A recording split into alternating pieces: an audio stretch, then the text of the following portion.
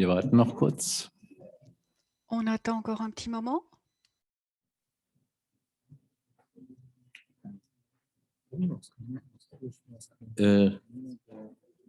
Keine Ahnung.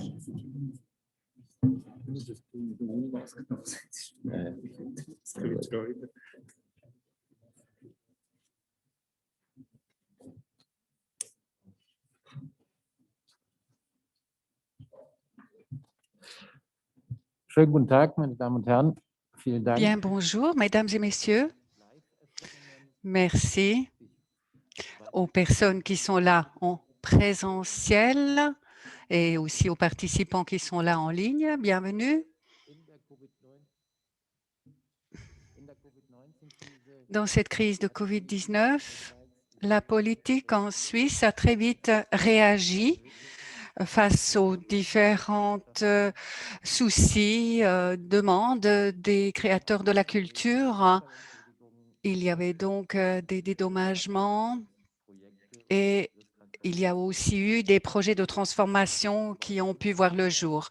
Alors, cet après-midi, on va un peu regarder d'où provient cette idée des projets de transformation, mais on va aussi concrètement voir ce que c'est un projet de transformation. D'un côté, nous avons des aides pour reconquérir du public, ce qui est bien sûr une mesure qui est tout à fait sensée, mais il y a aussi d'autres aspects. Donc, je suis très heureux de pouvoir nous réunir. J'aimerais souhaiter la bienvenue à Isabelle Chassot, directrice de l'Office fédéral de la culture, Philippe Trinchant, qui est chef du service de la culture à Fribourg, ensuite, Georg Matter, qui est chef de la culture du canton d'Argovie, et puis aussi Christina Galbiati, qui est dans le comité de B-Punkt, une organisation pour les auteurs indépendants et également directrice artistique de Trickster Film, qui est également représentée ici avec une production.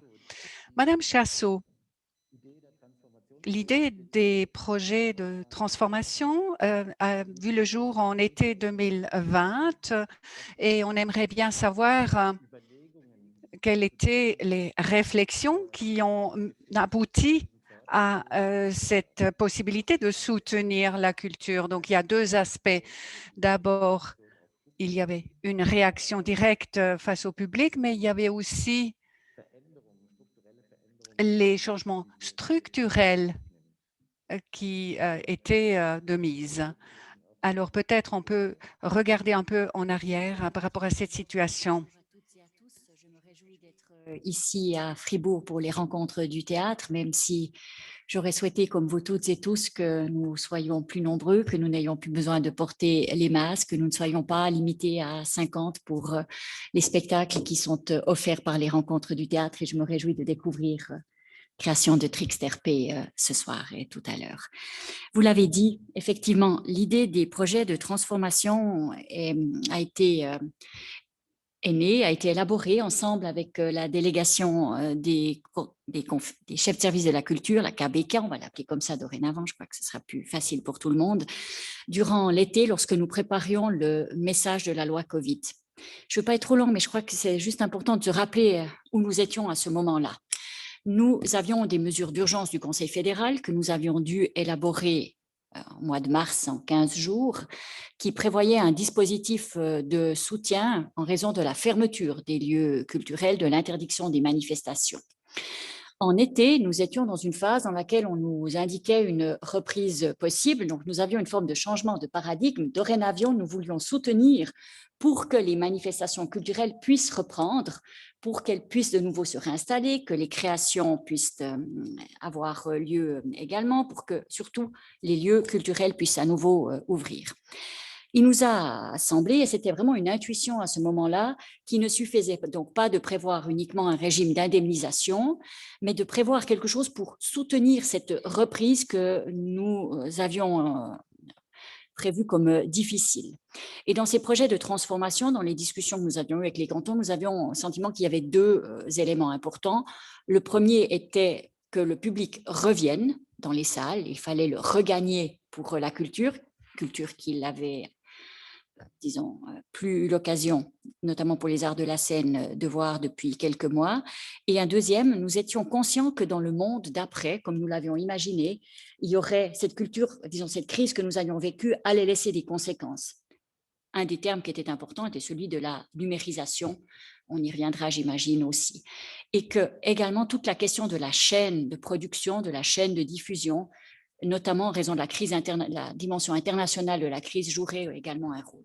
Et c'est pour ça que dans le message, à l'appui de la loi Covid, nous avions indiqué ces deux directions et l'importance de soutenir également des projets de transformation. D'aucuns se sont un peu attachés à ce terme de structuration. Pour nous, c'était important de mentionner qu'il y avait l'aspect accueil du public, retrouver les publics, mais qu'il y avait un aspect dans lequel il y avait quelque chose de fondamental, dans lequel notamment les entreprises culturelles devaient se poser des questions aussi sur le modèle qu'elles avaient maintenant et qu'est-ce que la crise avait aussi eu comme conséquence pour elles.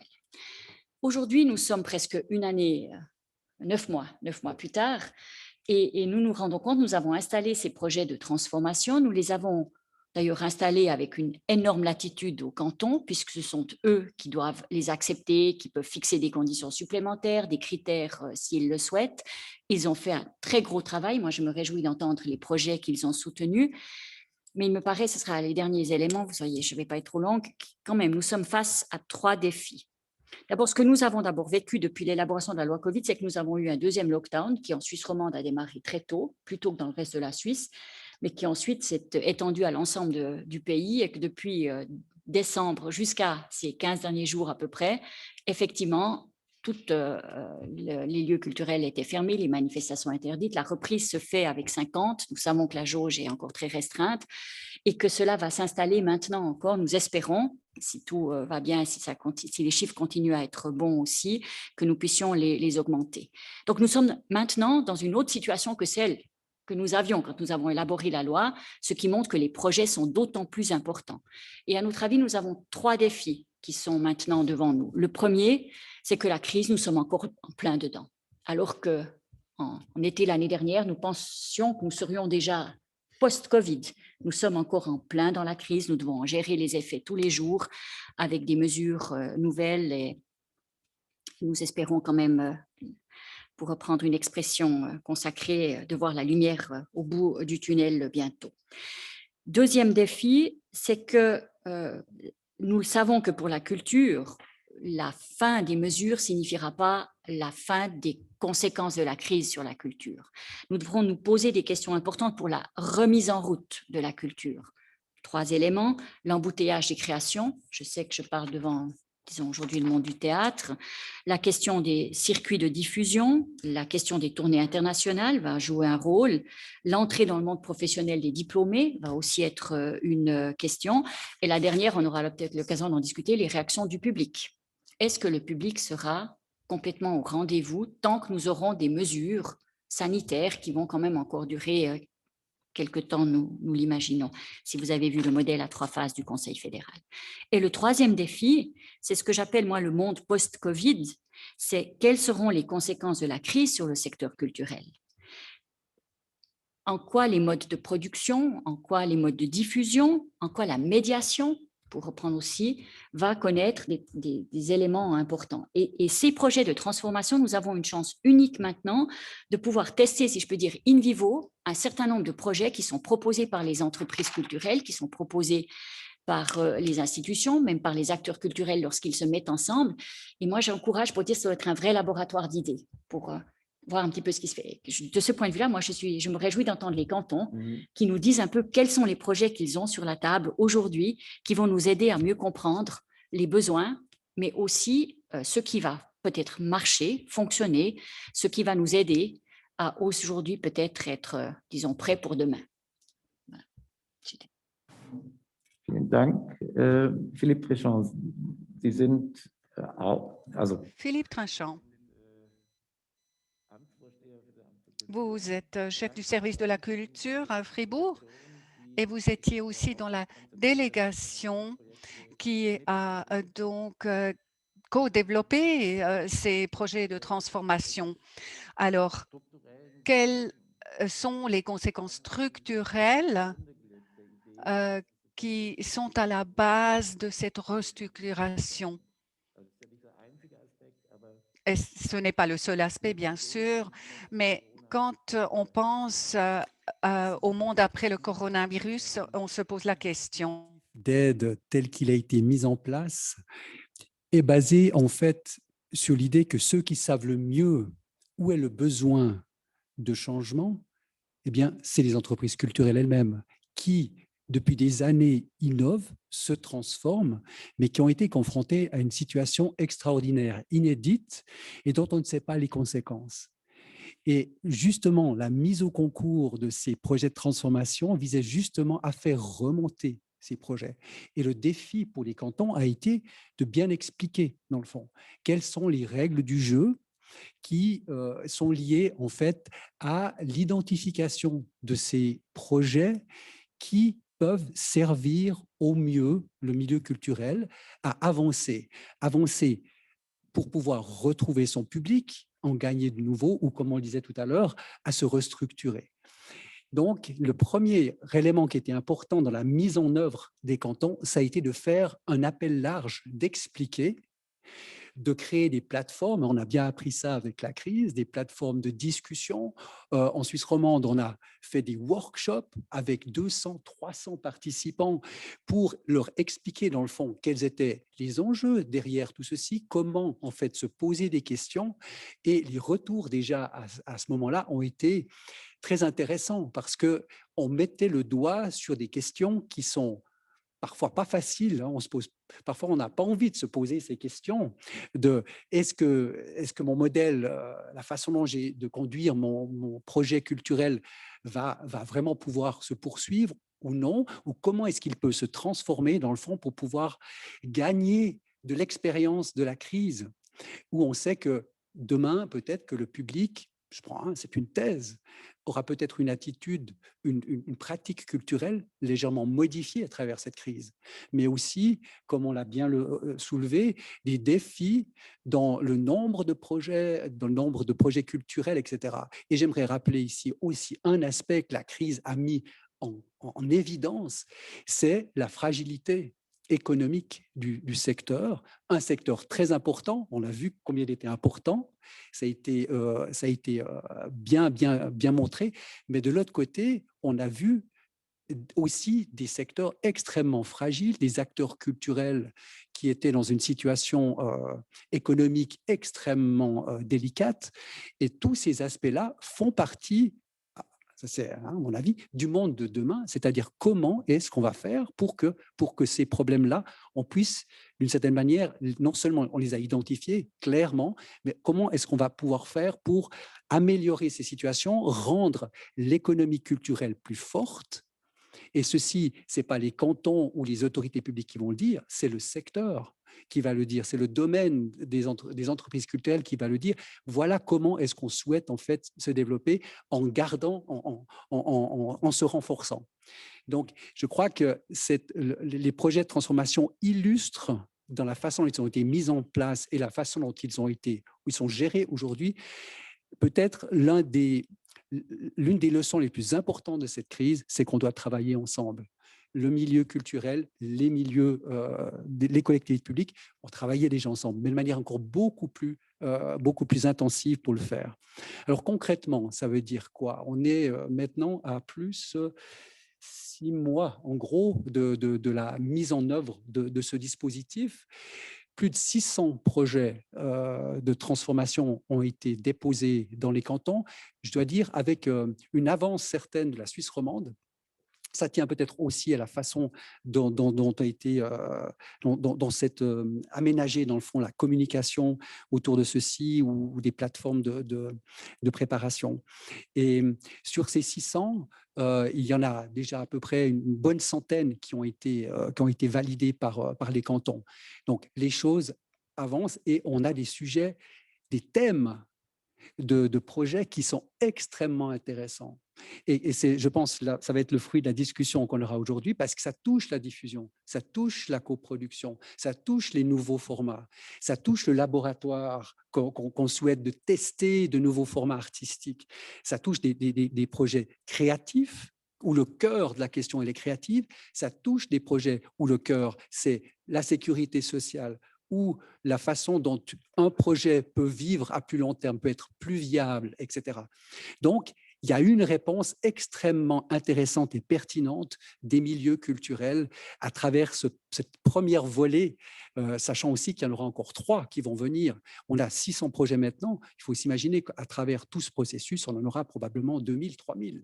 Donc, effectivement, il s'agit d'un outil qui est extrêmement pertinent, à mon avis, qui montre ses preuves aujourd'hui dans cette situation inédite et de crise et de changement pour pouvoir répondre à des besoins à court terme, à moyen terme et à long terme.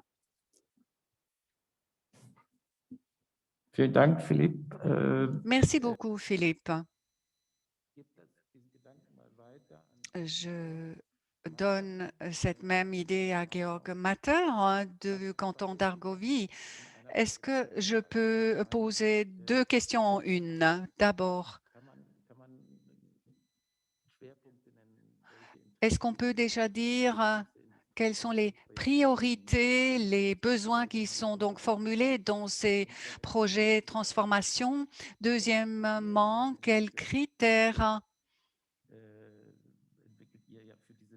développez-vous pour cette nouvelle opportunité? Et quand est-ce que ça vaut la peine de soutenir un projet de transformation? Merci pour ces questions. Tout d'abord, pour répondre à ce que Mme Chassot et Philippe Trinchon ont déjà dit, il s'agit de 2 choses. Il s'agit de l'avenir des institutions et entreprises de culture qu'il faut assurer, donc assurer la structure, et puis aussi le fait que ces entreprises ou la culture puissent trouver son public.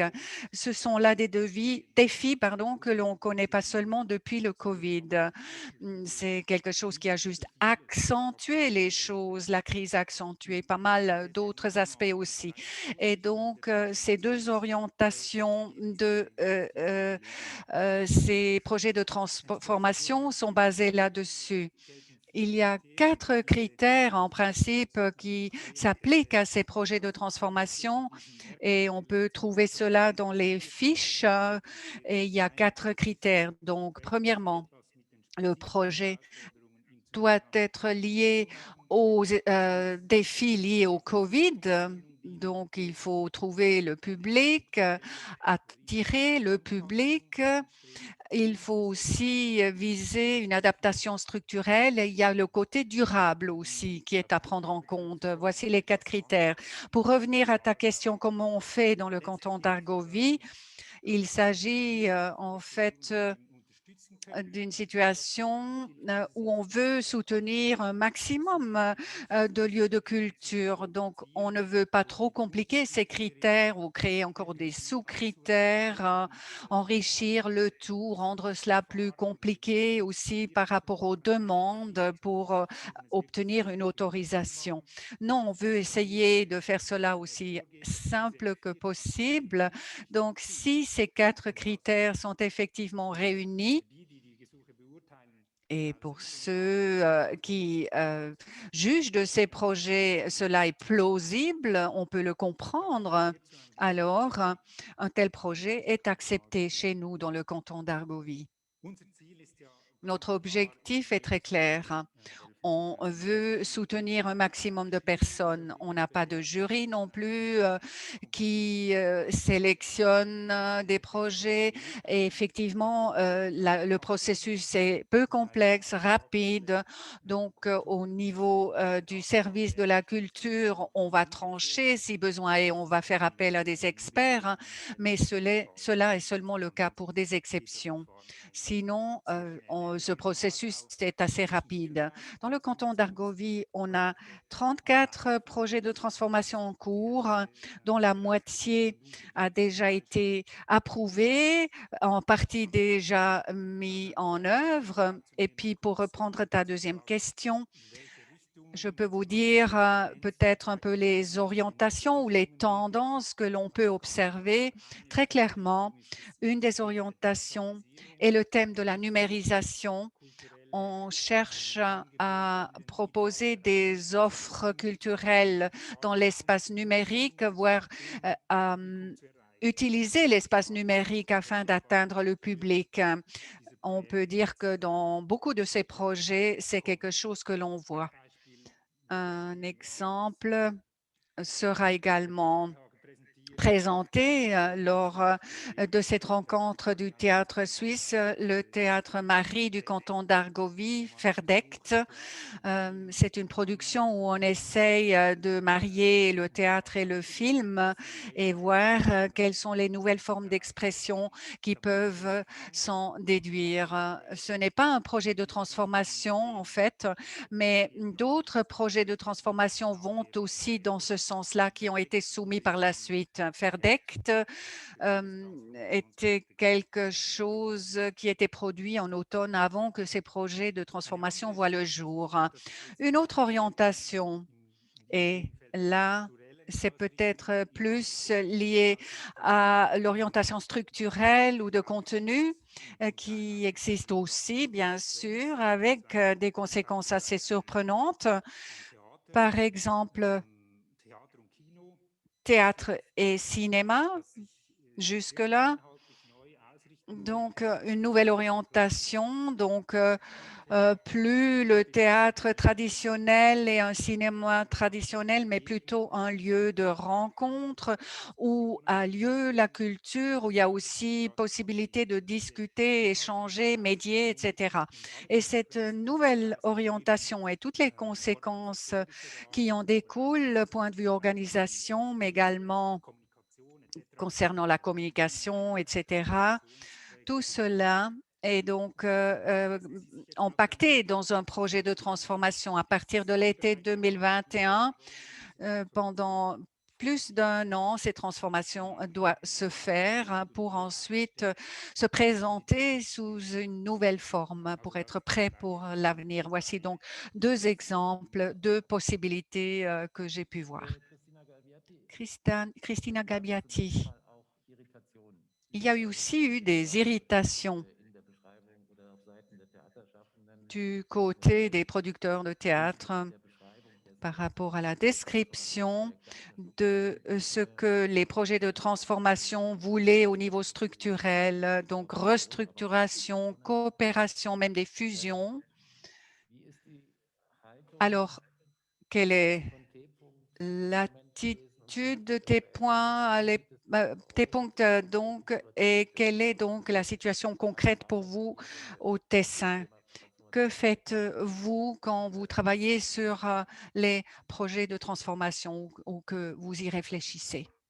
Oui, je pense que les problèmes les plus grands pour la scène indépendante a été vraiment de comprendre qu'est-ce qu'ils sont les projets de transformation, comment on peut nous transformer. Et là, je pense que l'idée, c'était vraiment comment on peut avoir des structures qui peuvent être plus fortes, plus projetées vers le futur, sans perdre ça qui est notre identité artistique. Parce que là, c'est vraiment un petit peu le cœur, je pense, de la discussion qui est en train de se faire. Je pense qu'au Tesson, ce qu'on est en train de faire, et ça, c'est pas seulement au Tesson, c'est vraiment d'essayer de mettre des ressources ensemble. Il y a beaucoup de résistance sur le fait de fusionner, parce que vous savez que fusionner, ça veut dire parfois vraiment de mettre des poétiques artistiques ensemble, et ça, c'est pas toujours facile. Mais je pense que la force des projets de transformation pourrait être vraiment de mettre des ressources, de trouver des ressources ensemble pour se faire plus fort. Alors, en Tesson, par exemple, on est en train vraiment d'aider aussi comme association nationale, d'aider des compagnies pour trouver, par exemple, des administrateurs, administratrices ensemble, pour partager des espaces, pour partager des projets, pour trouver vraiment la manière de se projeter vers le futur. La chose qui m'étonne un petit peu jusqu'à maintenant, c'est qu'au Tesson, on n'a pas encore eu des projets au niveau des secteurs arseniques vraiment orientés sur des nouveaux formats. Moi, j'ai l'impression que les projets de transformation, ils ont vraiment cette côté aussi, la possibilité d'explorer des formats, des rencontres, des manières de rencontrer les publics dans une manière différente, pas seulement la manière traditionnelle et pas seulement les digitales. Alors, c'est clair que le digital, il a fait dans les derniers mois, il a été très important. Il a été souvent l'unique manière qu'on a eu pour rencontrer, pour rester en contact avec le public. Mais moi, je suis convaincue qu'il y a aussi des autres manières. Alors, je pense que dans le contexte du projet de transformation, il y a aussi ce côté des nouveaux formats, comment on peut aller à rencontrer les publics, qui veut dire aussi qui est le public de demain. Il sera le même public qu'on a eu jusqu'à maintenant, où il y a la possibilité vraiment de trouver une manière différente, de parler avec le public, de trouver des relations différentes. Je pense par exemple au projet participatif, je pense à des projets qui utilisent l'espace public ou l'espace à l'extérieur.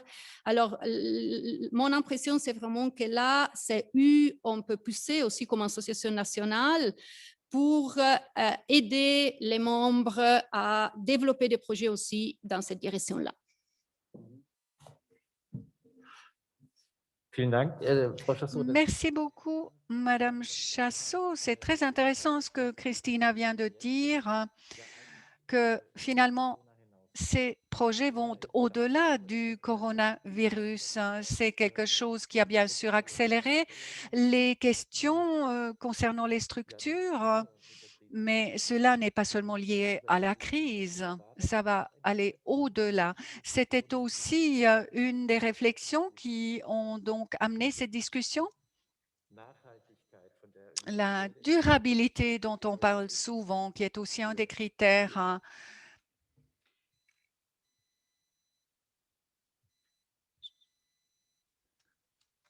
Je ne voudrais pas qu'on nous attribue des réflexions très approfondies sur l'avenir, comme si on avait été des futurologues en juin 2020. C'était, je répète encore une fois, une vraie intuition que des changements allaient intervenir parce que, comme l'ont dit plusieurs de mes collègues ici, cette crise a surtout été un révélateur aussi d'un certain nombre de problèmes qui nous étaient en partie aussi connus, mais que la crise a révélé de manière évidente. Notamment aussi, et si on parle aussi de la scène indépendante, la fragilité de cette scène indépendante, aussi la fragilité de la situation des acteurs culturels. Et c'était aussi, de ce point de vue-là, pour nous, important, et on l'a vu comme une opportunité, que cette crise nous permette peut-être aussi de réfléchir,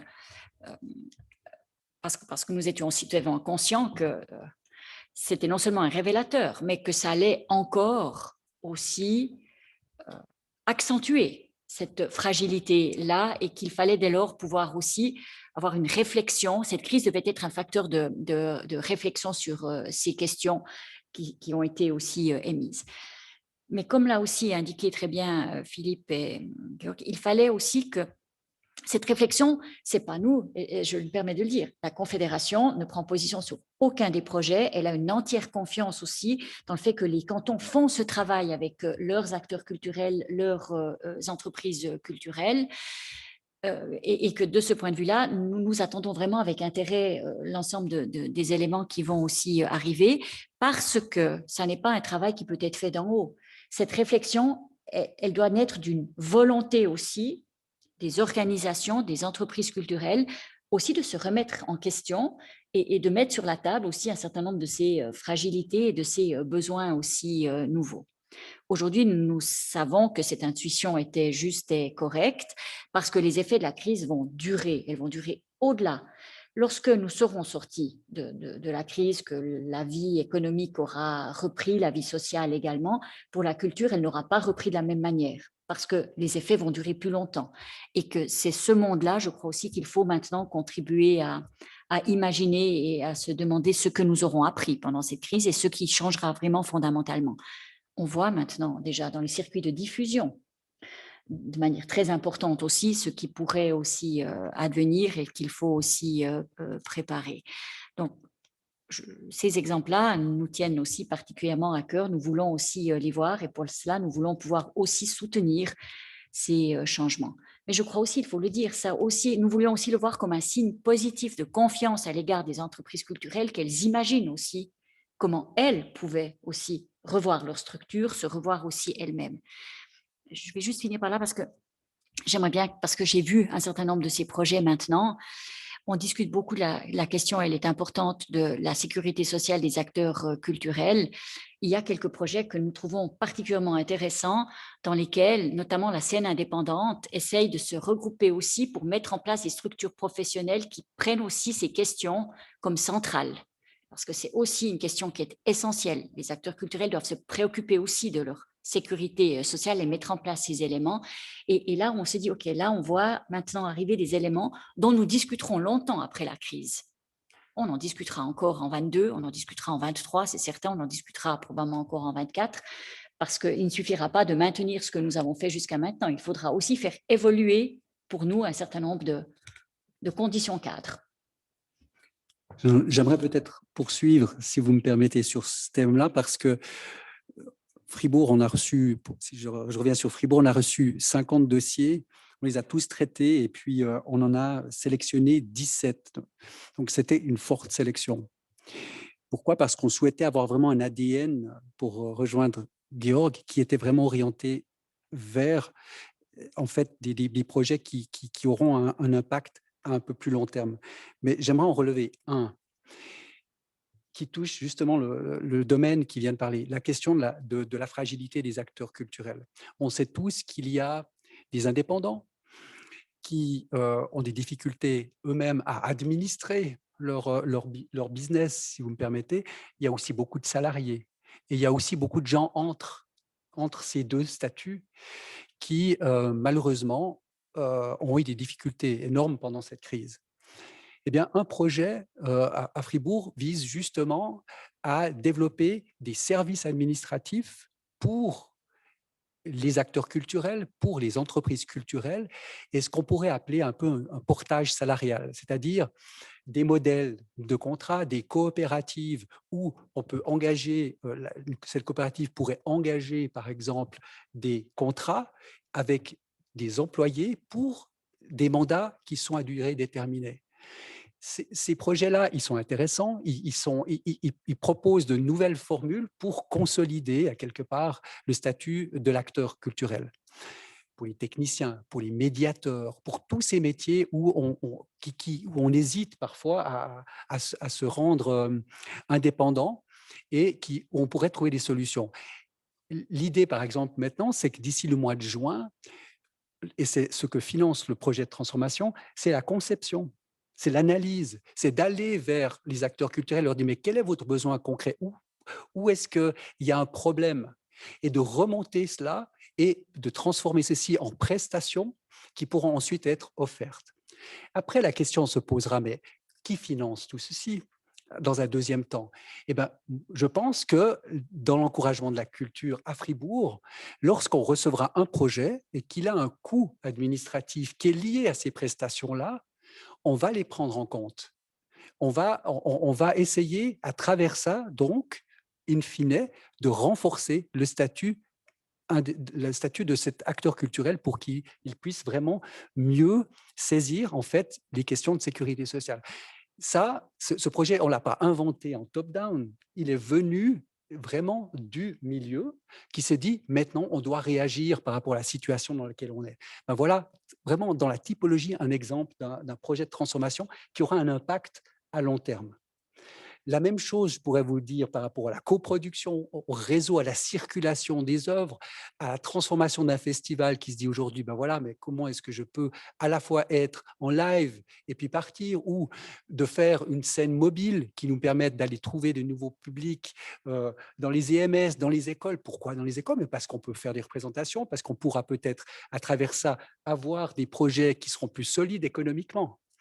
Voilà des projets qui sont remontés et qui, de la base, et qui remplissent vraiment, à mon avis, entièrement les critères dont parlait Georg tout à l'heure de projet de transformation.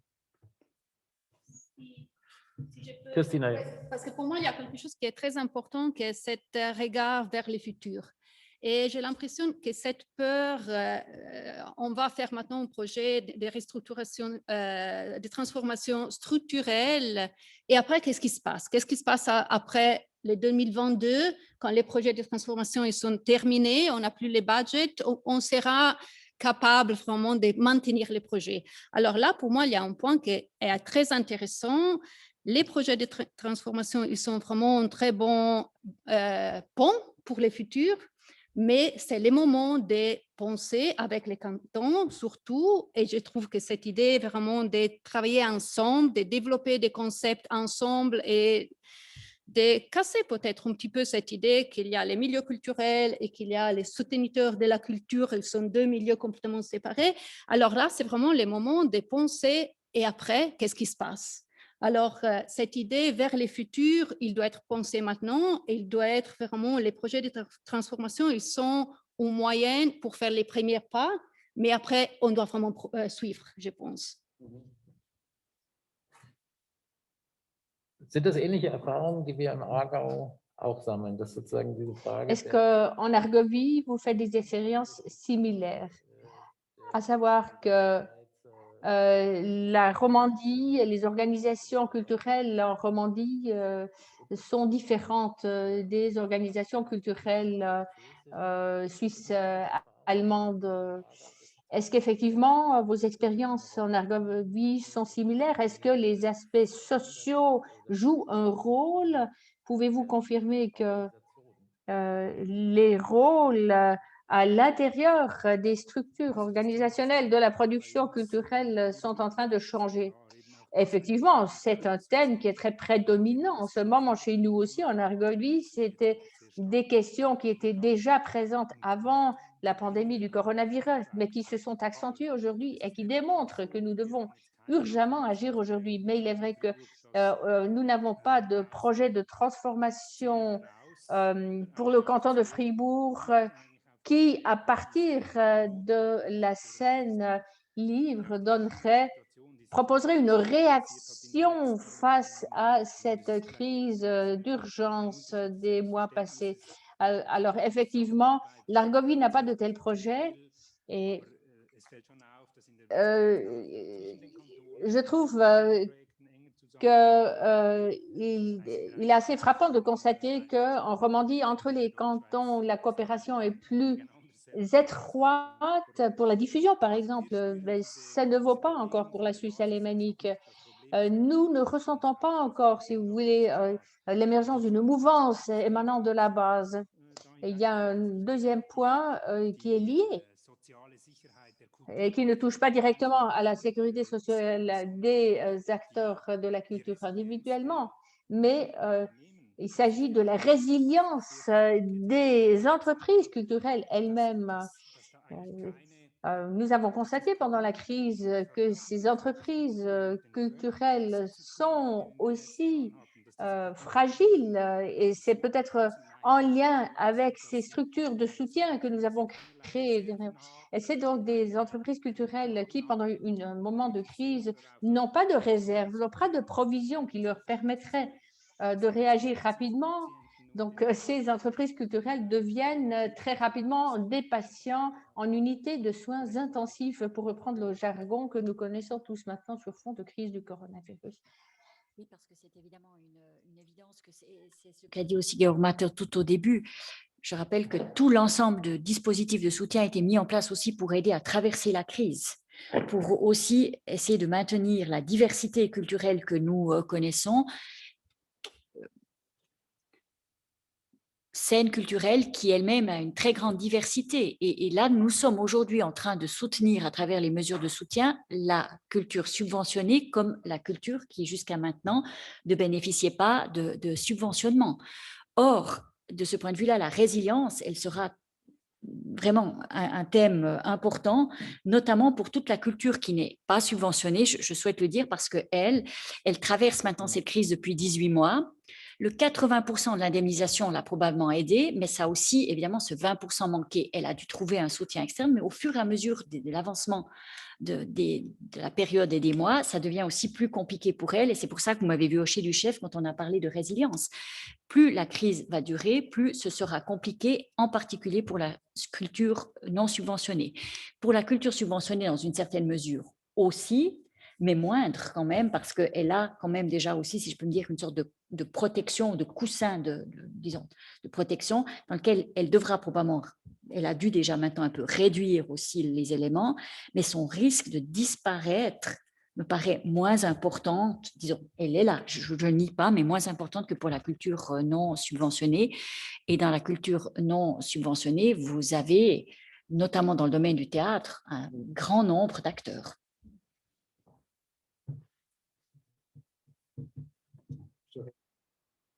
Un petit complément sur ce qui vient d'être dit, avec des exemples à nouveau, entre culture subventionnée et non subventionnée. Mais en fait, la culture subventionnée aide énormément des entreprises qui ne sont pas subventionnées, dans le fond, à travers des mandats. C'est une chaîne. On a vu tout au long de cette crise, dans le fond, combien tous les éléments de la chaîne étaient touchés à travers la crise. Et dans les projets de transformation, je dois dire que j'ai aussi identifié assez régulièrement des projets, par exemple, qui visaient des circuits courts. C'est-à-dire, on essaye de tester un nouveau format artistique, mais pour le faire, par exemple, un streaming, par exemple, de faire de la 3D ou de construire une scène mobile, on va chercher pour ça les entreprises locales ou les techniciens qui sont ici. Ça montre aussi, en fait, qu'il y a des prises de conscience aussi à travers la crise d'une sorte de ce lien et de cette chaîne qui est tellement importante.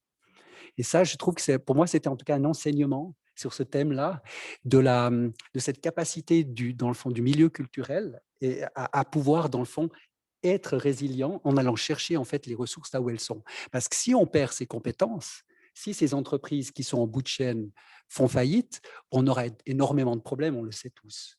On n'aura plus la compétence de technicien, on n'aura plus vraiment de sons ou autres qui seront capables en fait de faire tourner nos entreprises culturelles subventionnées. C'est un enjeu extrêmement important et de mettre l'accent là-dessus, je trouve que c'est vraiment quelque chose d'important. Je voulais aborder deux éléments parce qu'il y a évidemment dans cette scène d'abord un certain nombre de personnes qui vivent sur la base de projets.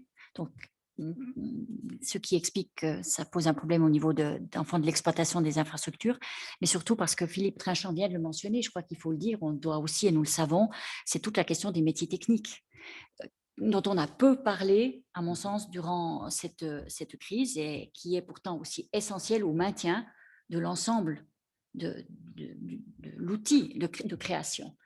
Et cet élément-là, cette résilience-là, elle paraît moins visible qu'ailleurs. Et à mon avis, elle court un plus grand danger encore.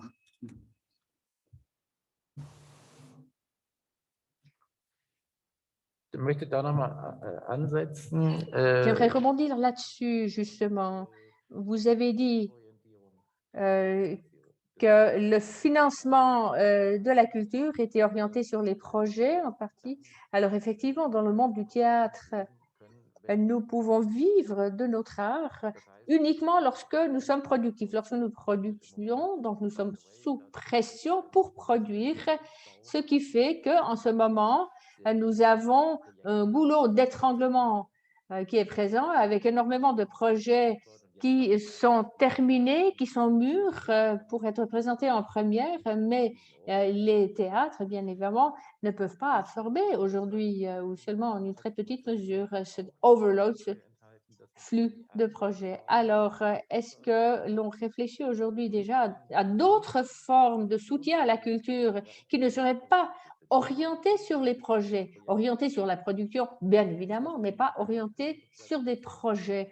Est-ce que ça serait une nouvelle approche émanant de cette crise? Oui, c'est certainement une réflexion qui émerge, mais c'est une réflexion qui ne concerne pas seulement les projets de transformation. Là, c'est les institutions de soutien à la culture qui sont compétents et responsables en la matière. Et ce qui est décisif, c'est que le soutien à la culture aux différents échelons puisse aborder cette question.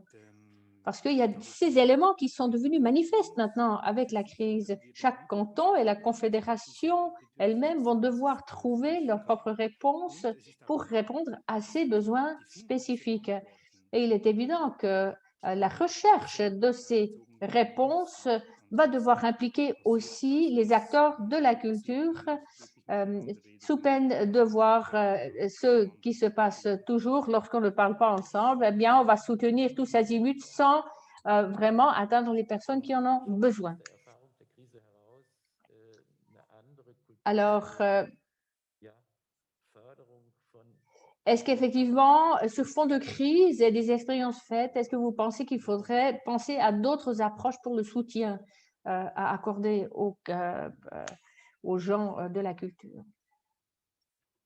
Oui, bien sûr, parce qu'en effet, si on constate que les grands problèmes qu'on a maintenant dans les milieux culturels, c'est vraiment, pour exemple, la sécurité sociale, c'est les manques de structures. Alors là, je pense que les soutiens aussi, il doit changer, il doit prendre ça en considération. Parce que si on n'y va pas à changer les modèles, si on va reproposer les mêmes modèles, oui, on peut faire des projets de transformation, on peut les faire maintenant, on peut les apporter pour les prochaines années, mais après, on ira casser contre la situation.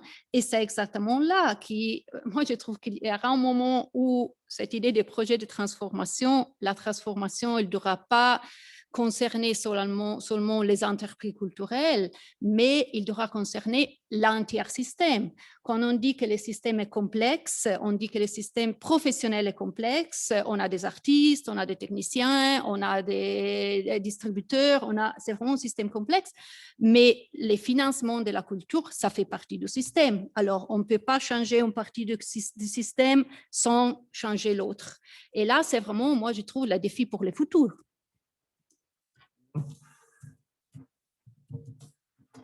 Das Interessante an den Transformationsprojekten scheint ja zu sein, dass sie so Alors, etwas. ce qui est très intéressant dans ces projets de transformation, c'est qu'ils font office de séismographes en quelque sorte, qui captent donc les tremblements de terre tout en nous disant quel sera le chemin vers l'avenir pour nous. Est-ce que vous avez des idées justement concernant les besoins futurs auxquels les milieux de soutien de la culture devront répondre?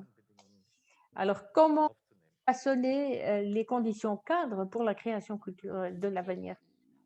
La crise a révélé, disons, un certain nombre d'éléments qui étaient déjà présents et que nous avions vus. Et pour revenir à ce qu'indiquait Cristina Galbiati, la question de la sécurité sociale. Ça me paraît important de mentionner que dans le message culture qui date, nous l'avons préparé en 2018 puis 2019, il a été adopté au Parlement en 2020 et entré maintenant en vigueur. Une question qui était centrale, c'était la question de la rétribution des acteurs culturels, notamment de notre responsabilité comme autorité de subventionnement, de prendre en compte une juste rétribution des artistes, notamment à chaque fois qu'une subvention est donnée. Et c'est un groupe de travail dans le cadre du dialogue national, ensemble avec les cantons et les villes, qui a déjà commencé à travailler là-dessus. Et cette idée, on l'a eue avant la crise Covid. Mais la crise Covid nous a encore montré l'urgence maintenant, effectivement, d'avancer. La question de l'égalité aussi a été aussi une des questions que nous avons abordées maintenant. Ce que la crise maintenant nous révèle, c'est la nécessité d'aller encore plus à fond sur un certain nombre de thèmes. Et un autre sens, c'est notamment les faiblesses systémiques que la crise a aussi révélées, mais aussi en soi ses forces. Et sur la question de la sécurité sociale, je peux le révéler, il y a un postulat qui nous demande, il y avait un rapport qui date de 2007 et de 2008, je le dis en toute simplicité, la Confédération, que ce soit Pro Helvetia ou l'Office fédéral de la culture, a à cœur de régler de manière correcte aussi la question des cotisations aussi pour les acteurs culturels qui sont subventionnés. Les villes et les cantons ont pris des recommandations à ce sujet, mais là, il y a un pas supplémentaire que nous devons tous faire ensemble. Plus personne pourra dire que ce problème n'est pas réel. Et de ce point de vue-là, il faut maintenant aussi effectivement s'en saisir. Je souhaite récemment aussi que l'on tienne compte aussi de l'agenda propre qui est le nôtre. On est encore au milieu de la crise, il faut maintenant la prendre en compte, il faut, disons, accompagner l'ensemble de ces questions, mais il faut maintenant nous laisser gérer aussi cette crise, parce que dans beaucoup, on a parfois l'impression dans les revendications que nous avons, que nous serions déjà, qu'elles seraient déjà derrière nous. Nous, c'est tous les jours que nous sommes confrontés à des nouvelles questions, à des nouvelles demandes, à des problèmes concrets. Et je le dis parce que c'est surtout les cantons qui le font. Il faut aussi nous donner le temps de faire ces éléments et de penser à l'avenir aussi. Moi, je ne pense pas que c'est au milieu de la tempête qu'on règle, dans le fond, des règles d'une mer en temps serein, en temps plat. Mais ça nous indique vraiment des choses importantes. Moi, j'aime bien dire que pour l'encouragement de la culture, on est aussi dans un transformationsprojekt, on est aussi dans un projet de transformation. La question, elle concerne tout le monde et aussi, nous, on doit réfléchir à nouveau à nos propres dispositifs. Moi, il y a une chose qui m'a frappé, c'est le fait que les acteurs culturels se rassemblent, se mettent en partenariat, créent des fêtières dans le domaine roman, par exemple, avec les fêtières des compagnies au niveau cantonal. C'est vraiment des gains, j'ose le dire, des valeurs ajoutées que cette crise nous a fait, c'est que les gens se mettent autour d'une table, se fédèrent, peuvent avoir des porte-paroles qui viennent vers les autorités, les collectivités publiques pour pouvoir discuter des problèmes. Et je crois beaucoup à ces formes de partenariat, comme je crois qu'à l'envers, l'encouragement par projet ponctuel a peut-être connu ses limites et qu'on doit plus penser en fait de projets, mais peut-être en réseau, où lorsqu'on on donne de l'argent à un projet, on donne aussi en fait de l'essence ou de l'électricité, je voudrais dire, pour être à un véhicule durable qui en fait va alimenter tout un réseau. Et je pense qu'on doit davantage penser ainsi l'encouragement futur de la culture. Il y a les institutions, il y a les soutiens institutionnels, il y a les soutiens par projet, mais il y a aussi des soutiens en fait à des choses qui mettent en réseau, qui font du bien dans le fond parce qu'elles circulent. Je prends le cas ces réseaux de coproduction pour les arts de la scène. C'est très important que l'économie d'un projet de pièce de théâtre puisse être renforcée par le fait qu'il circule dans différents lieux. Or, on a vu, plusieurs d'entre vous le savent très très bien, que parfois il y a des tournées qui se font à perte. C'est vraiment par exemple des symptômes qu'on connaissait, mais qu'on doit régler. Maintenant, on a vu qu'on ne doit plus continuer dans cet esprit-là, parce qu'au bout, le projet qui a bien circulé, qui a été vu par les publics, il doit permettre à la compagnie d'être renforcée économiquement.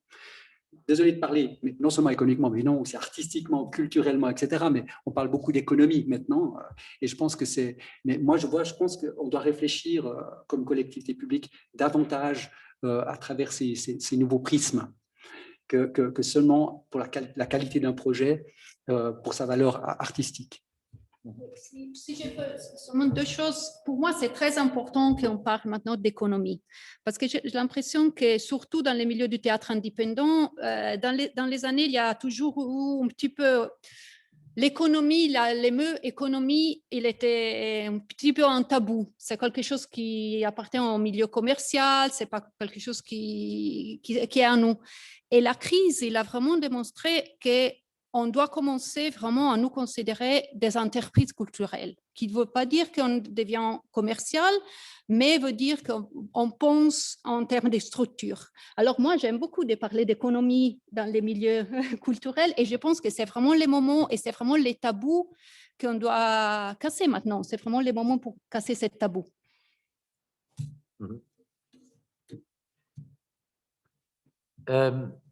Wir sehen sie leider ganz schwer, weil wir so angestrahlt werden und wir sie. Malheureusement, nous avons beaucoup de mal à voir les participants qui sont présents dans la salle parce que nous avons la lumière qui nous éblouit. Mais je prie les participants et les participantes de lever la main pour se manifester. Nous avons dans la salle 2 microphones qui nous permettent de vous entendre. Si vous avez des questions suggestions, des impulsions, des contributions à la discussion que vous souhaitez proposer, je vous invite à vous manifester parce que, comme je l'ai dit, je vous vois très mal.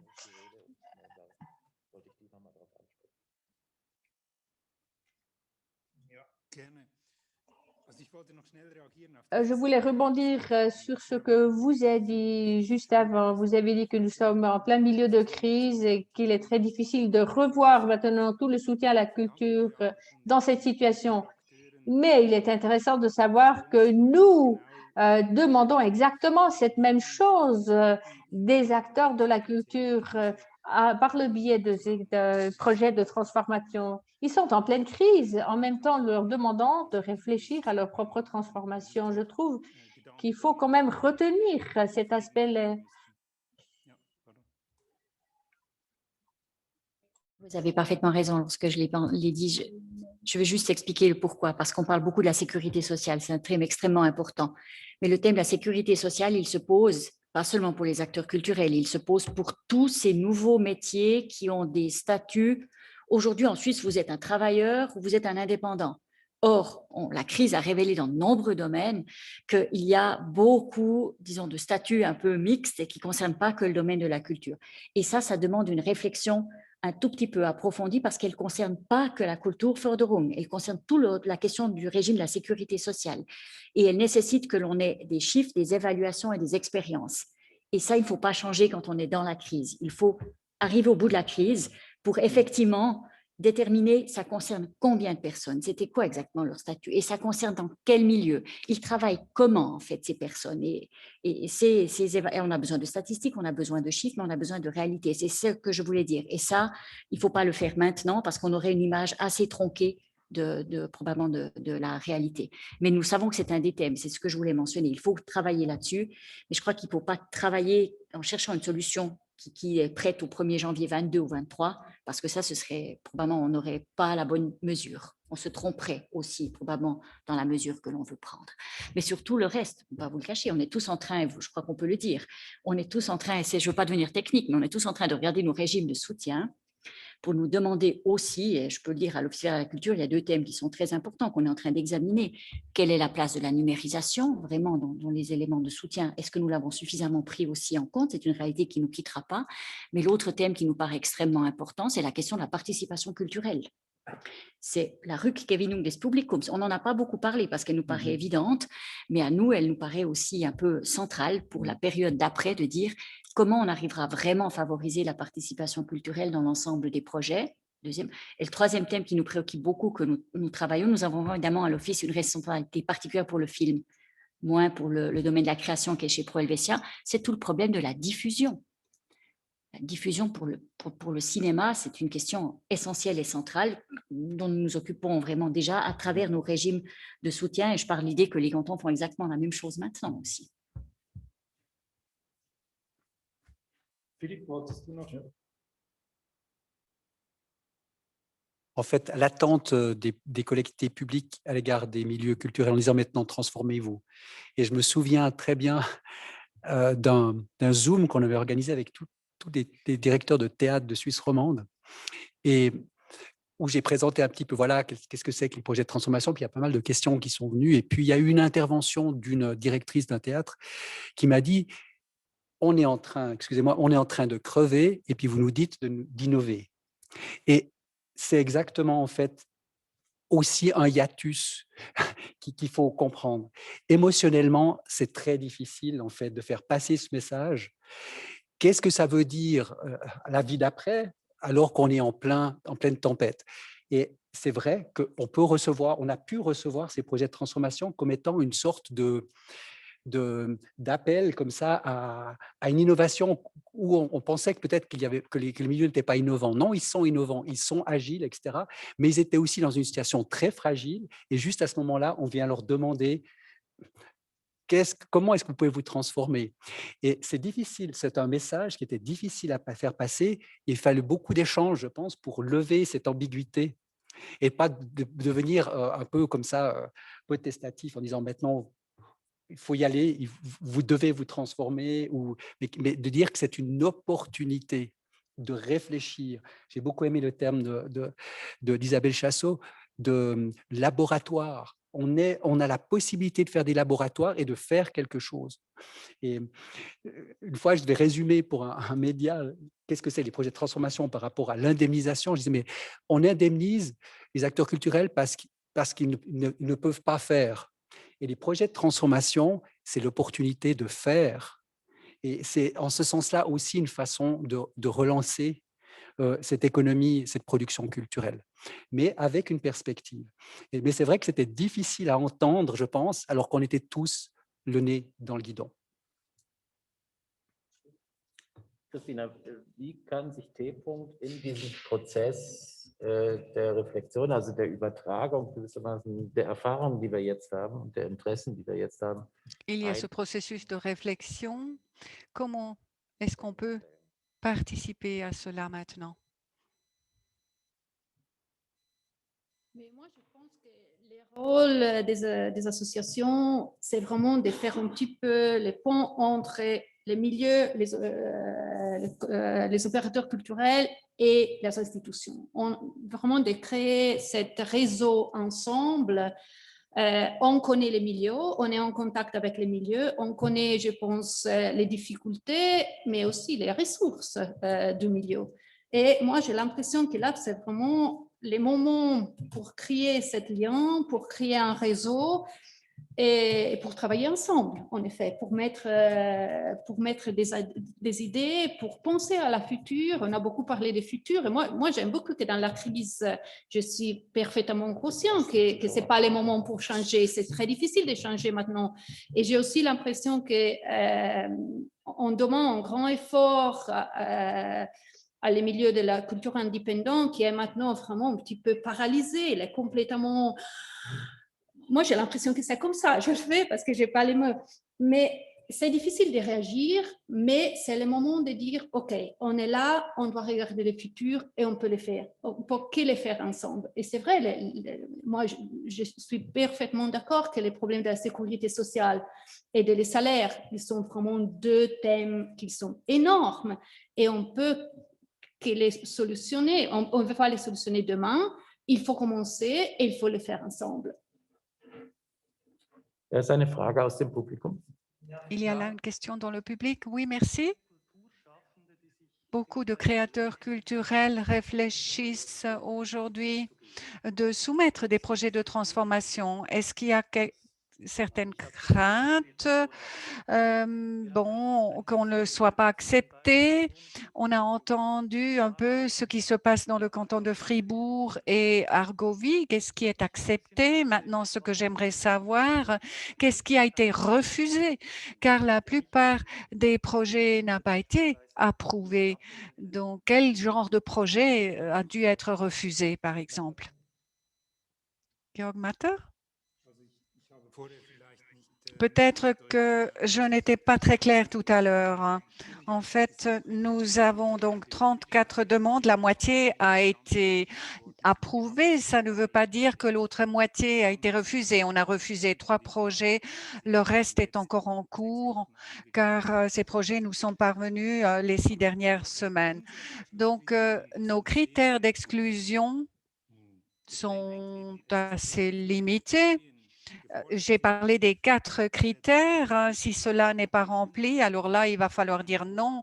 Si quelqu'un vient avec un projet qui a été déjà soumis il y a 5 ans, lors d'une demande régulière de promotion qu'on n'a pas acceptée. Et puis maintenant, on nous dit, vu le coronavirus, on remet. Non, ça, on va devoir refuser. Mais chez nous, il y a peu d'obstacles. Mais bien sûr, il y a de grandes différences d'un canton à l'autre. On le sait bien.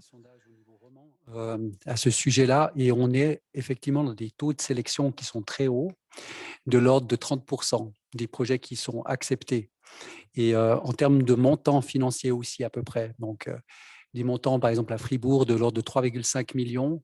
Et puis, on a accordé à peu près 1 million pour le premier. Et c'est avant tout lié bien sûr aux pressions budgétaires. On doit pouvoir gérer et avoir un budget prévisionnel sur l'ensemble de l'année, ceci en articulation aussi avec les indemnisations, évidemment, mais en protégeant au moins ce 20 à 25% du budget pour les projets de transformation. On espère qu'on va pouvoir continuer ainsi. Il y a effectivement ces 4 critères, mais ils sont en fait complémentaires. On peut être mauvais sur un et puis un autre compense et fait qu'on passe. Mais de manière générale, on a quand même eu aussi les cas mentionnés de projets en fait, de subvention normale. Il suffit simplement de venir demander une subvention, et ce n'est pas un projet de transformation. Et on a eu quand même, il faut le dire, une partie de projets qui n'étaient pas de très bonne qualité. Il faut le dire. Et puis, c'était des tests. On a fait aussi des phases de tests chez nous avec des sortes de pré-projets sur lesquels on a donné des retours. Là, il y a des projets qui n'étaient encore pas aboutis et qui vont peut-être revenir dans un deuxième temps. Mais il y a un facteur que je voulais relever parce qu'il fait un peu mal. J'aimerais, en ce sens-là, aussi rebondir un tout petit peu sur ce que vous avez dit. Qu'est-ce qu'on va faire quand on n'aura plus les projets de transformation? C'est une préoccupation qu'on a maintenant dans l'analyse aussi de ces projets de transformation aujourd'hui. Qu'est-ce que ça veut dire si un projet de transformation, par exemple, élargit l'offre culturelle dans le canton de Fribourg, qui connaît déjà une grande variété culturelle? Ça veut dire qu'on escompte ou on anticipe en fait des augmentations budgétaires de subventions dont je ne suis pas sûr qu'on les obtienne. On a déjà des bons budgets de subventions, mais il faudra se battre pour en avoir davantage, on espère toujours. Mais on ne peut pas dire aujourd'hui, je donne de l'argent à un projet qui demain va créer une pression budgétaire énorme sur l'ensemble en fait, du système. Et ça, on l'a pris en compte dans l'analyse de chaque projet. En gros, et je répète ce que je disais tout à l'heure, un projet de transformation, il doit permettre de renforcer l'économie, le business de cette compagnie, de cette entreprise culturelle, la rendre plus solide. Mais si le projet, il a comme objectif d'augmenter les subventions, on n'est pas dans le bon cas de figure. Demain, comme aujourd'hui, on doit avoir des rentrées, on doit avoir des recettes. Si je gagne des publics pour avoir des recettes et qu'ensuite je renforce mon entreprise culturelle, alors là, je suis dans un projet de transformation. Mais si c'est une sorte de, excusez-moi du terme, mais des subventions déguisées, ça n'est pas pour nous l'objet d'un projet de transformation, mais d'une demande de subvention. Ist noch eine Frage? Ja, darf ich noch etwas Ja, Frau Chassot. Ich glaube, die Frage war ein wenig auch eine konkrete Frage. Weil Je crois que c'était une question assez complexe car les projets de transformation sont ouverts aux institutions culturelles, mais également pour les créateurs culturels. Mais il faut avoir une sorte de communauté, mais qui n'a pas été acceptée par rapport à ces communautés? Peut-être c'était une question concrète dans ce sens-là. J'aimerais bien savoir. Justement, c'était selon ces critères-là qu'on a jugé. Est-ce que le projet était intéressant pour mettre les acteurs culturels en réseau? Est-ce que c'est un projet durable? Est-ce que, enfin, je suis un réseau d'acteurs culturels, j'aimerais créer un festival. Quelles sont les conséquences à moyen terme d'une telle idée, d'un tel projet? Justement, c'est comme cela qu'on a analysé le projet, tout comme pour un festival existant qui est venu et qui a dit, bon on voudrait augmenter de 5 000 à 10 000 personnes. Donc voilà, quand on va attirer plus de public, évidemment, on aura plus de solidité économique. Donc on n'a pas fait de différenciation entre les projets qui viennent des entreprises culturelles ou qui proviennent des réseaux d'acteurs culturels. Oui, bonjour Thierry Luisier. Vous m'entendez? Donc moi j'avais effectivement cette réflexion aussi. Est-ce que vous n'avez, enfin la crise a permis, disons, de voir que la Confédération vient avec des moyens financiers supplémentaires en temps de crise. Et moi, je salue encore une fois cet effort extraordinaire qui a été fait. Avec ces projets de transformation, je me demande aussi si ce n'est pas une forme de piège, mais vous y avez répondu tout à l'heure, une sorte d'appel d'air. On a entendu que plusieurs projets, en fait, voudrait répondre à des besoins de structurels, hein, des fédérations qui se mettent en place, des associations, etc., qui elles-mêmes auront besoin de financement. Est-ce que vous n'avez pas peur qu'après la crise, en fait, la Confédération va se retirer, ça on le sait, à moins qu'on nous apprenne des choses extraordinaires aujourd'hui. J'ai aussi peur que les cantons et la crise économique ne soient pas très favorables à augmenter les budgets culturels. Moi, je serais très content qu'ils le fassent, mais ce n'est peut-être pas la perspective qu'on a. Donc, moi, j'ai peut-être des fois le souci que ces projets de transformation soient une sorte d'impasse, en fait, à moyen et long terme. Et je rejoins ce que vous avez dit tout à l'heure. Moi, je pense que les bases économiques de la culture en Suisse romande mériteraient une réflexion approfondie en regard de ce qui s'est développé ces dernières années et parallèlement, notamment, de la précarité, mais aussi du manque, on va dire, régulier de moyens financiers pour des structures déjà existantes.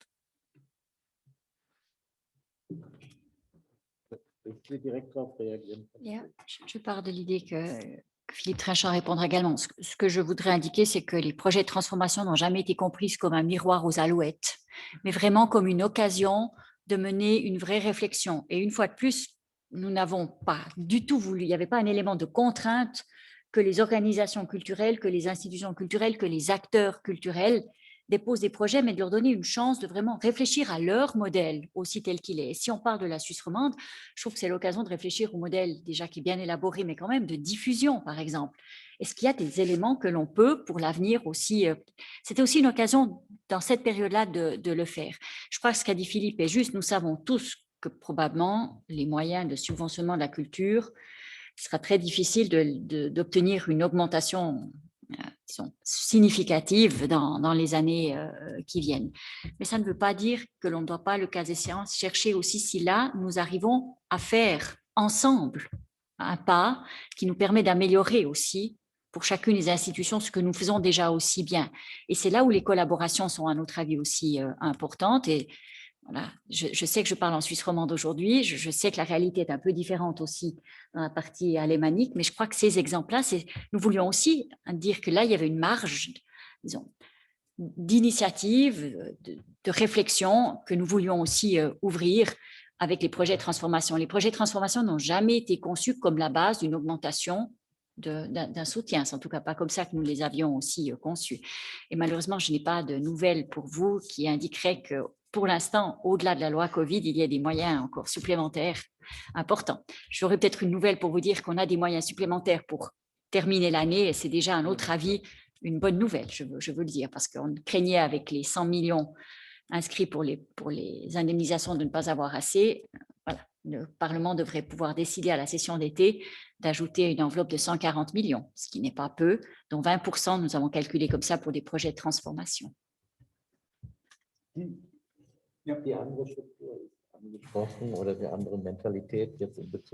a une différence de mentalité entre la Suisse romande et la Suisse alémanique. Non, ce n'est pas de cela que je voulais parler, mais plutôt de l'aspect que vous avez également abordé, cette transformation, cet investissement dans ces projets de transformation va peut-être faire augmenter les coûts de façon durable et qu'à l'avenir, on demandera plus de subventions. Non, ce n'est pas là l'idée de ces projets de transformation ou de cet argent qui est justement proposé pour cela. Non, c'est un investissement. Et à un moment donné, l'investissement va arriver à sa fin et puis après, les choses doivent continuer à fonctionner, mais sans cet argent-là. C'est donc une idée entrepreneuriale et là, on est arrivé à nouveau au thème de la résilience de ces lieux de culture qui devraient être capables de faire ces transformations eux-mêmes, mais souvent, même les lieux, surtout les lieux de culture subventionnés ne peuvent pas le faire parce qu'on ne doit pas avoir de provision. Ce sont là des règles de contrat quand on reçoit une subvention, eh bien, les provisions pour les investissements, les transformations ne sont pas de mise. Et donc, ça, c'est un problème aussi pour la promotion de la culture. Bonjour, merci. Bénédicte Brunet, je viens de Lausanne. Vous avez beaucoup parlé des dispositifs d'aide à la diffusion pour éviter justement les bouchons, etc. Il y a aussi un autre dispositif qui a été mis en place pendant la crise Covid, qui est un soutien à la recherche, sous forme de bourse de recherche, qui permet aussi de soutenir justement les artistes dans leur travail avant la production et la diffusion. Je pense que c'est un instrument extrêmement intéressant qui comble aussi un besoin, un vide en fait, qui est toujours une problématique pour un artiste dans ces moments de recherche. J'aimerais savoir si ça fait partie aussi des grands chantiers qui sont évoqués, enfin discutés en tout cas pour l'après-Covid. Merci. Je peux peut-être ici simplement vous donner peut-être un élément. Je vous parlais tout à l'heure que pour les collectivités publiques, cette période, c'est aussi des projets de transformation. Ça, c'est très typique. Des bourses de recherche artistique, c'est quelque chose qui manque aujourd'hui dans le dispositif, par exemple à Fribourg, pour prendre le cas. Et vraiment, en voyant en fait les projets qui viennent, le sens que ça a, je pense que c'est des points qu'on doit vraiment étudier maintenant pour l'avenir. Oui. Non, moi, je reviens, je fais un pas en arrière parce que pour moi, il y a une petite contradiction là. On constate qu'on a un problème, qu'il y a les problèmes de la sécurité sociale, qu'il y a les problèmes que souvent les salaires, ils ne sont pas vraiment corrects. On sait qu'on ne peut pas solutionner ce problème maintenant. On est conscient qu'on est dans la crise et que ce n'est pas le bon moment. On essaie d'utiliser les projets de transformation pour commencer à travailler sur ça. Alors, pour moi, travailler sur ça, par exemple, il veut dire de développer des projets de transformation où on a dans des entreprises culturelles des personnels spécialisés, parce que ça, par exemple, est un grand problème. Il y a souvent, moi, je pense à les compagnies indépendantes, où il y a souvent 2-3 personnes qui font presque tout, qui font des professions qui ne sont pas à eux. Mais là, ça veut dire qu'il faut changer aussi le système du futur, parce que là, ce sont des coûts qui vont rester pour la compagnie. Alors, je trouve que penser que dans 2 années, les marchés vont être changés, qu'on peut soutenir cette coût qu'on n'était pas capable de soutenir jusqu'à maintenant, c'est très optimiste. Alors là, peut-être il y a le gap entre les projets de transformation et les futurs.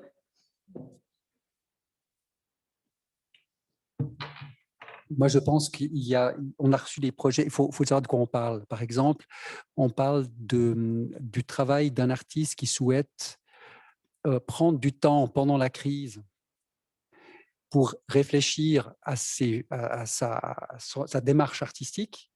C'est de ça dont vous parliez tout à l'heure. Et là, il y a eu des projets, il y a eu des mises au concours, par exemple, les Cantus romans, pour ce type de... C'est comme des bourses pour faire un projet, mais en fait, comme on ne peut pas réaliser la représentation, c'était une proposition de réfléchir en fait sur sa propre pratique culturelle et artistique.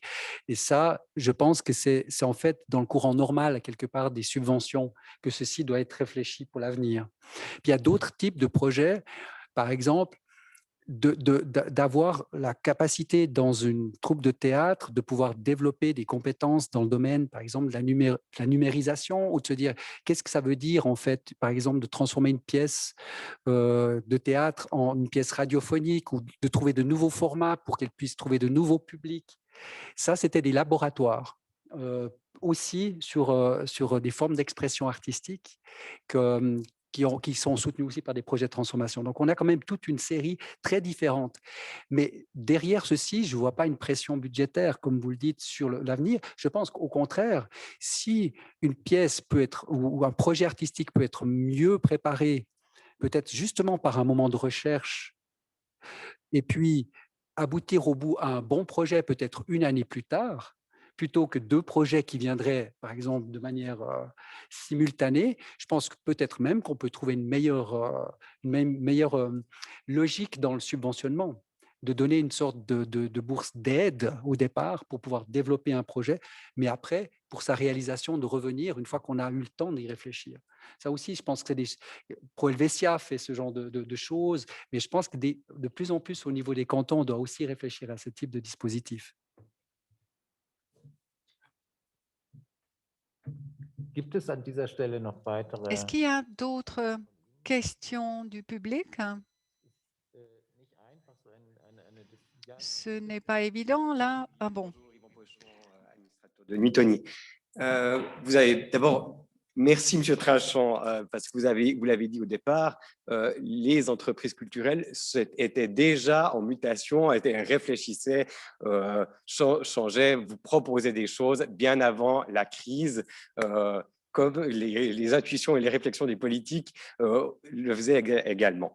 Maintenant, on a entendu que ces projets de transformation allaient peut-être aussi modifier un dispositif dans vos dispositifs en fait, de soutien à la culture. Vous savez très bien qu'il y avait déjà des projets qui ne rentraient pas dans les cases et qu'il fallait bien essayer de les mettre. Maintenant, il y aura de nouveaux projets qui vont arriver et qui vont nécessiter peut-être, alors on dit, un dispositif. Mais quid quand il faudra modifier une ordonnance, une loi, peut-être? Est-ce que maintenant, vous êtes sensibilisés, vous voyez tous ces projets qui arrivent, et dans les administrations, certainement qu'on se dit il y a des choses très intéressantes et qu'il faut maintenant essayer de voir. Comment vous allez aborder vos politiques de tutelle et puis finalement, quel canton va commencer à se dire, bon, on y va avec une nouvelle loi, est-ce que ça va être une concurrence entre politiques, qui osera, parce qu'il faudra de l'audace de venir avec une nouvelle loi. Voilà. Et puis comment, finalement, peut-être aussi sensibiliser l'ensemble de la classe politique à cette problématique-là, parce que maintenant, elle avait peut-être autre chose à voir dans cette crise que les problématiques des politiques culturelles. Merci beaucoup pour cette question. Effectivement, la réflexion, l'autoréflexion est extrêmement importante. J'aurais osé dire que certes, les milieux culturels sont innovants. Parfois, dans l'administration, on est innovant aussi.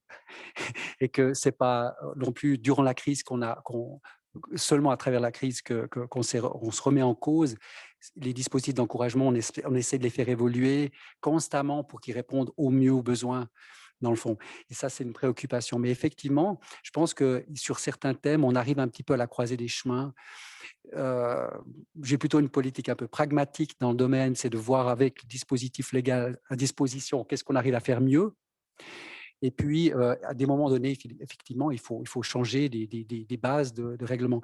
Moi, je le vois en tout cas, dans un premier temps, dans une analyse. Je pense qu'on a besoin d'un petit peu de recul et puis aussi de toute cette expérience des projets de transformation pour compléter, dans le fond, notre analyse. Et puis ensuite, il y a à l'évidence un travail avec les associations fêtières, avec le milieu, de manière partenariale, pour dire voilà, où est-ce qu'on veut peut-être aller, où est-ce qu'on veut faire des modifications. Et puis ensuite, il y aura bien sûr les outils à adapter. Et puis ici, je pense qu'il y a un aspect qui est important au niveau politique aussi, je trouve, c'est la désolé, mais c'est un peu du jargon, mais un peu la transversalité des politiques. On s'est rendu compte que la culture, elle est importante, elle est un outil, c'est de l'ingénierie sociale aussi. Et donc, il faut aller aussi dans les politiques sociales, dans les politiques économiques, d'innovation, pour les villes, dans les politiques de vitalisation urbaine, etc. Il y a toutes ces politiques autour de la culture qui sont aussi très importantes, je pense, dans la réflexion sur les outils qu'on met à disposition et l'encouragement, le dispositif d'encouragement à la culture. Où est-ce que un service de la culture doit intervenir, mais lorsqu'on se retrouve, je prends un cas, dans des domaines comme le gaming ou des produits numériques, où est la place en fait du service de la culture et d'encouragement à la création par rapport à un prototype économique qui va entrer dans d'autres réseaux? Il y a une réflexion économique et d'encouragement économique qui est aussi à mettre en parallèle de cet encouragement culturel. Donc moi, je pense aussi que ce n'est pas juste une transformation puisque j'utilise cette terme, des dispositifs de la culture, mais aussi d'autres dispositifs d'encouragement économique ou aussi de projets sociaux, intergénérationnels, etc. Donc, on doit aller chercher dans des politiques publiques, pour reprendre le terme, une certaine transversalité. Et il y a plusieurs sources de financement aussi qui pourront être interpellées à partir de là. Vaste chantier. Ich würde an Thierry eine letzte Frage. Thierry, Oui. Sur cette question, j'ai justement une réflexion. On sait que dans la culture, la complexité des montages financiers entre communes, cantons, confédérations, fondations, etc., est un véritable parcours du combattant et un véritable millefeuille aussi. Et en fait, moi, j'ai une question, je profite un peu de m'adresser à des responsables de politique. Est-ce que pour vous, une subvention est neutre ou est-ce qu'elle est porteuse de valeurs, de contraintes, de règles? Est-ce qu'elle en a? Est-ce qu'elle en aura? Est-ce que vous en discutez? Pour moi, la question elle est importante parce qu'on est dans un carrefour aujourd'hui environnemental. Hein, on a tous parlé de durabilité, on a tous parlé d'un salaire, excusez-moi, j'ai oublié le terme tout à l'heure, un salaire correct. On peut aussi parler d'une prévoyance correcte aussi à l'avenir. Donc, on connaît maintenant un certain nombre pas de dysfonctionnements, mais disons de choses qui ne fonctionnent, qu'on pourrait améliorer dans le fonctionnement de la culture et par conséquent de ces subventions, de cet argent. Est-ce que du côté des pouvoirs publics, il y a une réflexion de ce côté-là? Est-ce qu'on doit s'attendre aussi, le milieu culturel, à peut-être un peu plus de cadre et de contraintes avec l'accompagnement de ces subventions? C'est une vraie question. Hein. Reagieren auf einen Beitrag von eben und dann auf den. Je crois que je peux commencer par répondre à cette question. Ça me permettra peut-être d'ajouter encore un élément. Est-ce que les subventions sont porteuses de valeur? D'abord, j'estime que l'action politique est porteuse de valeur et que les subventions culturelles sont le résultat de décisions politiques qui, elles, doivent représenter un certain nombre de valeurs. Et de ce point de vue-là, ce que j'aimerais dire en premier, parce que ça me paraît aussi important de le répéter, parce qu'on est souvent maintenant confronté aux questions de dire quelles sont les conditions que vous mettez aux décisions que vous prenez et aux subventions que vous versez. Premier élément, ça peut paraître un bateau de le dire, mais je crois qu'il faut le répéter. C'est d'abord la question de la liberté artistique et la liberté de création qui doit être protégée à travers aussi la subvention que l'on prend, c'est-à-dire de ne pas lier cette subvention, dans le fond, aussi au contenu du choix artistique aussi qui est fait. Et ça, je pense que dans l'époque que nous vivons aussi aujourd'hui, c'est un élément quand même qu'il faut aussi répéter et qui paraît aussi important. Mais le deuxième élément, il est quand même porteur de valeurs, mais qui sont les valeurs démocratiques que nous nous sommes aussi données. La question de l'égalité, la question de l'égalité homme-femme, hein, la question du respect de minorité, la question du respect des droits fondamentaux, ces questions-là, là, évidemment, elles nécessitent pour une subvention publique que ces valeurs-là soient maintenues. Mais je pars de l'idée que ce sont des valeurs avec lesquelles nous serons très rapidement tous d'accord, mais qui doivent tout de même être défendues aussi à l'avenir.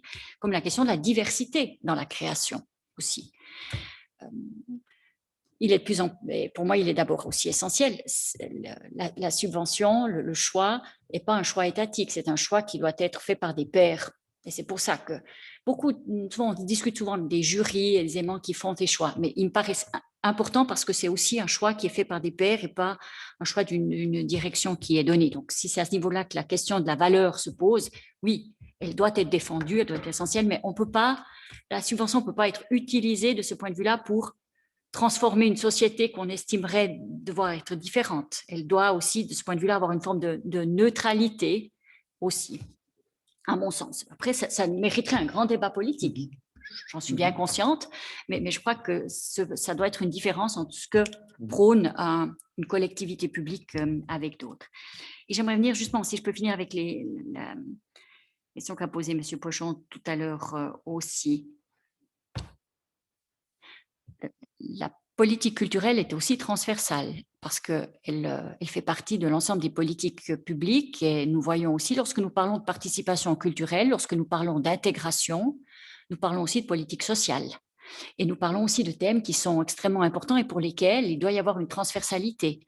Je vais vous donner un exemple parce que nous allons le communiquer prochainement. Nous travaillons aussi, par exemple, avec la Commission fédérale sur l'intégration sur leur nouveau programme s'appelle Das Neue Wir, le nouveau nous, où effectivement il y a un volet culturel avec lequel ils ont travaillé aussi avec nous pour essayer de déterminer, parce qu'on voit aussi l'importance de la culture pour l'intégration pour aussi, nous travaillons aussi avec le Bureau fédéral de l'égalité pour les personnes handicapées qui ont aussi un volet culturel. Et je crois que ça, c'est au bénéfice en soi d'une politique culturelle. Ce n'est pas eux qui font des choix, je dis comme ça, artistiques, mais ils installent un volet parce qu'ils sont conscients que la culture a une réponse aussi à donner, une réponse importante pour la société. De ce point de vue-là, cette transversalité, il faut la soigner, je trouve, de manière importante, mais en étant conscient que chacun dans un rôle qui est le sien. Et là, la question des valeurs revient. C'est ce que je veux dire. Effectivement, quand la Commission fédérale de l'intégration, elle est liée à un certain nombre de valeurs parce qu'elle a un objectif précis que nous n'avons pas quand nous défendons nos propres projets, mais que nous pouvons intégrer lorsque nous discutons avec elle de ces éléments. Donc, c'est cette complexité-là qui me paraît devoir être aussi... Bon, comme toutes les horloges, hein, les complexités suisses sont les plus belles montres, mais elles sont compliquées parce qu'elles demandent qu'elles soient ajustées aussi, chacun dans son rôle et chacun aussi dans son être et sa raison aussi, d'être, disons, dans nos compétences et nos rôles respectifs. Les fondations ont d'autres possibilités que ceux des pouvoirs publics et c'est juste et c'est important. Elles peuvent prendre beaucoup plus grande liberté aussi, par exemple. Wir sind jetzt an einem Punkt in der Diskussion, wo wir uns sozusagen weit über das engere Thema Transformationsprojekte hinaus bewegen. Das ist aber natürlich, liegt auch in der Natur der Sache. Ja. Und ich glaube, die Botschaft dieses Nachmittags ist, dass sozusagen das kein abgeschlossenes Projekt ist, was im Oktober 22 sozusagen ein für alle Mal endet, sondern dass wir sozusagen die Erkenntnisse, die wir aus den Transformationsprojekten gewinnen, hineinnehmen in zukünftige kulturpolitische, aber eben auch künstlerische Fragen. Ich danke Ihnen sehr für Ihre Aufmerksamkeit. Ich danke an diesem Tisch für Ihr Engagement heute Nachmittag. Herzlichen Dank.